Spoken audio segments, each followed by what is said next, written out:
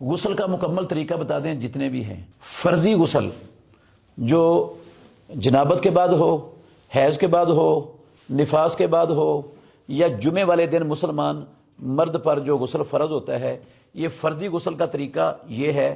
سب سے پہلے اگر استنجا وغیرہ کی ضرورت ہے، جسم پر کوئی علائش وغیرہ ہے، اس کو دھو لیں۔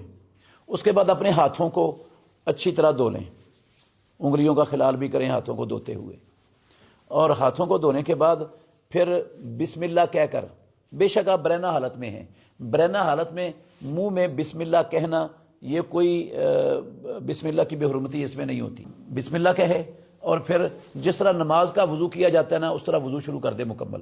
جب چہرہ دھو لیا، اپنا دایاں بازو دھو لیا، کونی سمیت بایاں بازو دھو لیا، اب سر کے مسے کی جب نوبت آنی ہے نا، تو پھر سر کے مسے کا ایک طریقہ تو ہے جو عام ہم نماز کے وضو کے لیے مسا کرتے ہیں۔ اس کا طریقہ یہ ہوتا ہے کہ آپ اپنے یہاں سے ہاتھوں کو رکھیں اور گدی تک لے جائیں، اور گدی سے واپس لا کر ادھر سے اٹھا لیں۔ ایک یہ طریقہ ہے۔ اس طریقے سے بھی فرضی غسل میں مسا ہو سکتا ہے، جائز ہے، جیسا کہ ام المومنین عائشہ رضی اللہ عنہ کی حدیث میں ہے کہ نبی مکرم صلی اللہ علیہ وسلم یتوضأ کما یتوضأ للصلاۃ، اسی طرح فرضی غسل سے پہلے وضو کرتے تھے جس طرح آپ صلی اللہ علیہ وسلم نماز کے لیے وضو کرتے تھے۔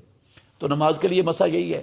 اور دوسرا مسے کا طریقہ یہ ہے کہ آپ اپنی انگلیوں کو تر کریں اور بالوں کی جڑوں میں اچھی طرح پھیر دیں پورے سر کے، اور اتنی کو مرتبہ کریں کہ آپ کو غالب گمان ہو جائے آپ کے بالوں کی جڑیں تر ہو گئی ہیں۔ پھر آپ دونوں ہاتھوں کا لپ بھریں۔ پہلا جو لپ بھریں گے دونوں ہاتھوں کا، وہ اس طرح سر کی دائیں جانب ڈال دیں، جو دائیں کان سے، دائیں کندھے سے دائیں سائڈ پر گر جائے گا۔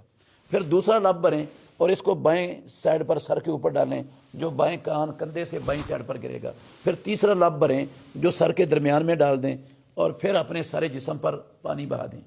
اگر آپ ساتھ ہی پاؤں بھی دھونا چاہیں، یہ سر کے اوپر پانی ڈالنے کے بعد، تو ساتھ بھی دھو سکتے ہیں۔ اگر آپ نے واش روم کے باہر جا کر پاؤں دھونے ہیں، پھر آپ سارے جسم پر پانی بہا لیں، اور جب سارا جسم تر ہو جائے گا آپ باہر جا کر پاؤں دھو لیں، تو آپ کا یہ وضو بھی مکمل ہے اور غسل بھی مکمل ہے۔